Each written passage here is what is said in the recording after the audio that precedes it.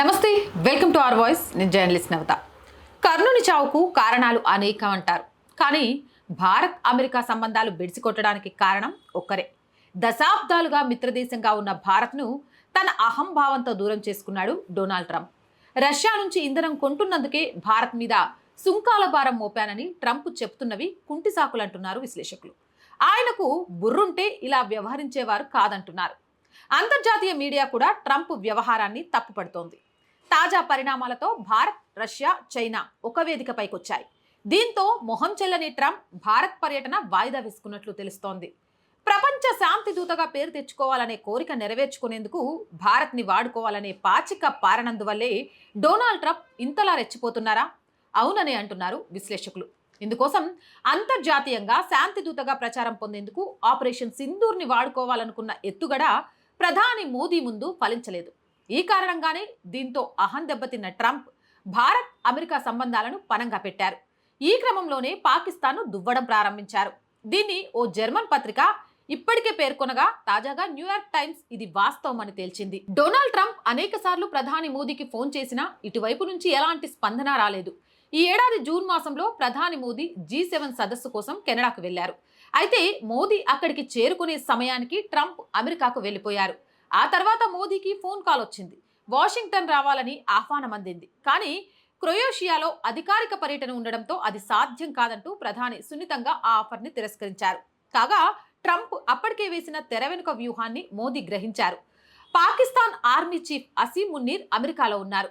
మోదీని కూడా శ్వేత సౌధం ఆహ్వానించి తనతో పాటు మున్నీర్ని అక్కడికి పిలిపించి ఫోటో దిగాలన్నది ట్రంప్ కోరిక. ఇది ఏమాత్రం ఇష్టం లేకే ప్రధాని అక్కడికి వెళ్లలేదు. అప్పటి నుంచి ఇరు దేశాల సంబంధాలు దెబ్బతినడం మొదలయ్యాయి. భారత్ పాక్ మధ్య కాల్పుల విరమణ జరగబోతోందని అమెరికా అధ్యక్షుడు ముందే సోషల్ మీడియాలో ప్రకటించారు. పైగా తాను ఇరు దేశాల నాయకుల్ని బెదిరించినట్లు అందులో పేర్కొన్నారు.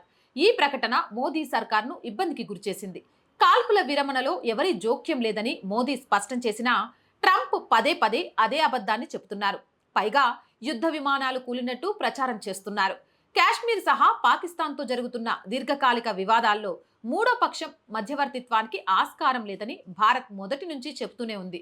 భారత్ వైఖరి తెలిసి కూడా టారిఫ్లను బూచి చూపి ఆ సైనిక ఘర్షణను ఆపినట్లు ట్రంప్ ప్రచారం చేసుకోవడం మొదలుపెట్టారు. భారత్ పాక్ మధ్య శాంతి దూతగా బాకా ఊదుకునే అవకాశం ట్రంప్కు ఇవ్వలేదు ప్రధాని మోదీ.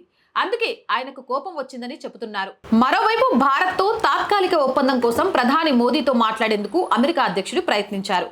కానీ అప్పటికే ఇరు దేశాల దూరం పెరగడంతో సాధ్యం కాలేదు. ట్రంప్ తన సొంత సోషల్ మీడియా ట్రూత్ లో అప్పటికే ఇష్టానుసారం విమర్శలు చేయడం మోదీ కార్యవర్గానికి నచ్చలేదు.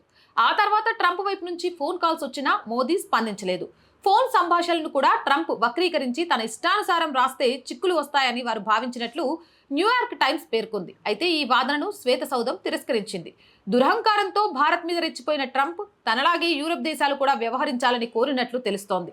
రష్యా నుంచి చమురు కొనుగోలు చేయడం ఆపకపోతే భారత్పై రెండో విడత సుంకాలను విధించాలని ట్రంప్ యంత్రాంగం కొన్ని దేశాలను కోరినట్లు తెలుస్తోంది. ఆంక్షలతో పాటు ఆ దేశం నుంచి చమురు, గ్యాస్ కొనుగోలును నిలిపివేయాలని కూడా సూచించినట్లు వెల్లడించాయి. ఉక్రెయిన్తో యుద్ధమాపే విషయంపై చర్చించేందుకు రష్యా అధ్యక్షుడు పుతిన్తో ఇటీవల ట్రంప్ భేటీ అయిన సంగతి తెలిసిందే. భారత్కి వ్యతిరేకంగా ట్రంప్ తీసుకున్న కఠిన నిర్ణయాలపై యూరోపియన్ దేశాలు మౌనంగా ఉన్నాయి. సుంకాలు విధించడాన్ని సమర్థించలేదు, అలా అని తప్పుబట్టలేదు. తమలాగే భారత్ని లక్ష్యంగా చేసుకోవాలని యూరప్ దేశాలను వైట్ హౌస్ కోరినట్లు తెలుస్తోంది. చైనాకు చెందిన అంతర్జాతీయ రాజకీయ విశ్లేషకుడు ఎయిమర్ టాంజన్ అమెరికా అధ్యక్షునిపై తీవ్ర స్థాయిలో ధ్వజమెత్తారు. ప్రపంచ శాంతి కోసం పాటుపడుతున్నానని చెప్పుకుంటున్న ట్రంప్కు కనీసం బుర్రుంటే భారత్పై ఆ విధంగా సుంకాలు విధించేవాడు కాదంటూ మండిపడ్డారు. ప్రపంచ మార్కెట్ కార్మికుల పరంగా చూసినా భారత్ అతిపెద్దదని, అలాంటి దేశంపై ట్రంప్ విజ్ఞత లేకుండా వ్యవహరించి తప్పు చేశాడన్నారు. బెదిరింపులతో లొంగ తీసుకోవాలనుకోవడం, అందులోనూ భారత్పై కాలు దువ్వడం అమెరికాకే మంచిది కాదన్నారు. చైనా అధ్యక్షుడు జిన్పింగ్, మోదీల మధ్య జరిగిన చర్చలతో మరో కొత్త శకం ఆరంభం కానుందన్నారు. రష్యా ఆయిల్ కొంటే సుంకాలు విధించడం ఏంటి?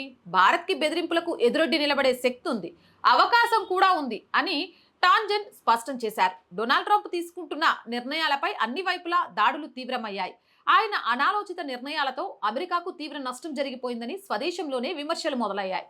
రష్యా నుంచి చమురు కొనుగోలు చేస్తుందనే సాక్తో భారత్పై అధిక సుంకాలు విధించడం అజ్ఞానమే అవుతుందన్నారు. ప్రపంచ దేశాలపై భారీ సుంకాల వల్ల భారత్, చైనా, రష్యా, దక్షిణాఫ్రికా, బ్రెజిల్ వంటి దేశాలు ఏకమయ్యే ప్రమాదం ఉందని అభిప్రాయం వ్యక్తం చేశారు. ట్రంప్ కొన్ని విషయాల్లో దూరదృష్టితో ఆలోచించకుండా నిర్ణయాలు తీసుకుంటున్నారు. భారత్ని స్కూల్కు వెళ్లే చిన్న పిల్లాడిలా భావించి తాను ఏది చెప్పినా వింటుందని ట్రంప్ భ్రమల్లో ఉన్నారన్నారు. తాము ఎవరి నుంచి చమురు కొనాలో వద్దో అమెరికా చెప్పాల్సిన అవసరం లేదని భారత్ స్పష్టం చేసింది. ఇదిలా ఉంటే సుంకాల విషయంలో అతిగా వ్యవహరించిన డొనాల్డ్ ట్రంప్ భారత్ పర్యటనను విరమించుకునే ఆలోచనలో ఉన్నట్లు చెబుతున్నారు. ప్రధాని మోదీతో సంబంధాలు దెబ్బతినడంతో ఆయన ప్రణాళిక మారినట్లు తెలుస్తోంది. తాను త్వరలో భారత్ వస్తానని స్వయంగా మోదీకి చెప్పారు ట్రంప్. వచ్చే నవంబర్ మాసంలో ఢిల్లీ నిర్వహిస్తున్న క్వాడ్ సదస్సు కోసం ఏర్పాట్లు జరుగుతున్నాయి. ఈ సమావేశాలకు అమెరికా, జపాన్, ఆస్ట్రేలియా దేశాల అగ్రనేతలు రానున్నారు. ఈ కూటమి విదేశాంగ మంత్రుల సమావేశం ఈ ఏడాది జనవరి అమెరికాలో జరిగింది. మారిన సమీకరణాలు చూస్తుంటే చైనాకు వ్యతిరేకంగా ఏర్పాటు చేసిన క్వాడ్ విషయంలో భారత్ కూడా ఆసక్తిని తగ్గించుకున్నట్లు చెబుతున్నారు. ప్రస్తుతం ప్రపంచం దృష్టంతా చైనాలో జరుగుతున్న ఎస్సీఓ సమ్మిట్ మీదే ఉంది. అమెరికా విధించిన సుంకాల వేళ జరుగుతున్న ఈ సదస్సులో భారత్, చైనా, రష్యా ఒకే వేదిక మీదకు రావడం ప్రాధాన్యతను సంతరించింది. డొనాల్డ్ ట్రంప్ ఏకపక్ష విధానాలకు ముక్త కంఠంతో తప్పుపడుతున్నారు. మోదీ, జిన్పింగ్ కాగా తన తాజా పరిణామాల వేళ అమెరికా అధ్యక్షుడు ఒక్కసారిగా సైలెంట్ అయ్యారు. కొన్ని రోజులుగా ట్రంప్ బహిరంగ కార్యక్రమాల్లో పాల్గొనకపోవడంతో మిస్సింగ్ అంటూ ప్రచారం జరిగింది. ఆయన ఆరోగ్యం మీద అనుమానం వ్యక్తం చేస్తూ వార్తలు వచ్చాయి. ఏకంగా చనిపోయారనే మీడియాలో వ్యంగ్యోక్తులు మొదలయ్యాయి. ఈ నేపథ్యంలో ఎట్టకేలకు తన ఆరోగ్యంపై అధ్యక్షుడు ట్రంప్ స్పందించారు. సోషల్ మీడియా ట్రూత్ వేదికగా ట్రంప్ తన జీవితంలో ఎన్నడూ ఇంత బెటర్గా అనిపించలేదంటూ వ్యాఖ్యలు చేశారు. ఏదేమైనా అదేమంటారు, కక్కాలేక మింగాలేక అహాన్ని తగ్గించుకోలేక తనలో తానే మదనపడుతూ డాప్ సార్లకు పోతూ బతికేస్తున్నాడు మొత్తానికి ట్రంప్. ఏం చేసినా ట్రంప్ మంచిగా చేసిండబ్బా.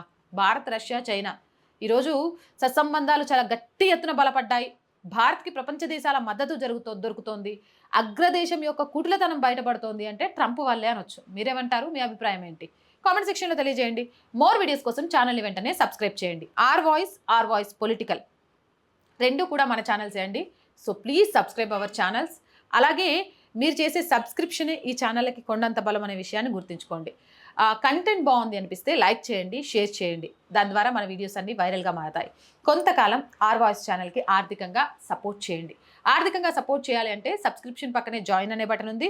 1 to 5 లెవెల్స్ ఉన్నాయి. ఏదో ఒక లెవెల్లో సపోర్ట్ చేయండి. లేదా స్క్రీన్ మీద గూగుల్ పే, ఫోన్పేతో పాటు అకౌంట్ డీటెయిల్స్ కూడా ఉన్నాయి. మీకు తోచిన సహాయాన్ని అందించవచ్చు. వ్యాపార ప్రకటనల కోసం 8328500576 నెంబర్ని సంప్రదించండి. జై హింద్, జై భారత్.